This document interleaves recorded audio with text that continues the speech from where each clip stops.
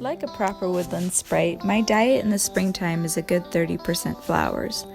I'm not exaggerating. I munch on everything from dandelions to forsythia, primroses to lilacs, rose petals to black locust blossoms.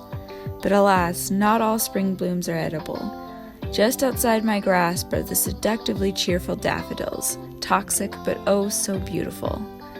This year I decided to change that by creating edible artwork inspired by their beauty, flavored with saffron and rose water, and yes, entirely edible.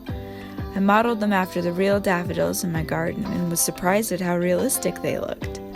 All it takes is some wafer paper and plenty of time and patience. A perfect opportunity to listen to birds chirping outside the window or daydream about a cottage in the countryside, garden bursting with sunshiny daffodils. There's nothing wrong with a little escapism, right? Thankfully for my flower-loving heart and stomach, there are plenty of edible flowers popping up in early spring.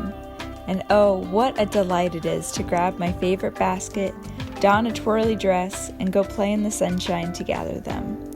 I particularly love the subtle root beer-like notes of forsythia blossoms and the perfumey sweetness of primroses. With a basket full of spring beauty, the options for exploration are endless.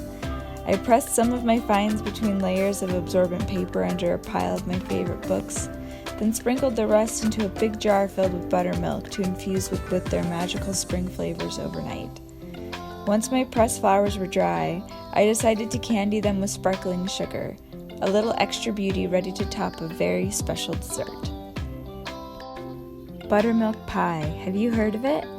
This old-timey recipe caught my attention, and I couldn't get the pastoral daydreams of what it must taste like out of my head. It's a wonderful pie for springtime, rich but surprisingly light, with a delicate tang and the floral sweetness from the foraged forsythia and primrose blossoms that I infused the buttermilk with overnight. I used my new favorite crust recipe made with buttery pecans, then whipped up the filling while the crust baked.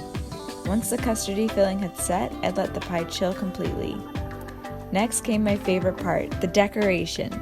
Like flowers on a sundress, my pressed and candied edible flowers were the perfect adornment for the creamy backdrop of the pie. And just to make it extra festive, on went the edible daffodil creations I made in honor of spring's beauty. Oh, how I wish I could share a slice of this with you.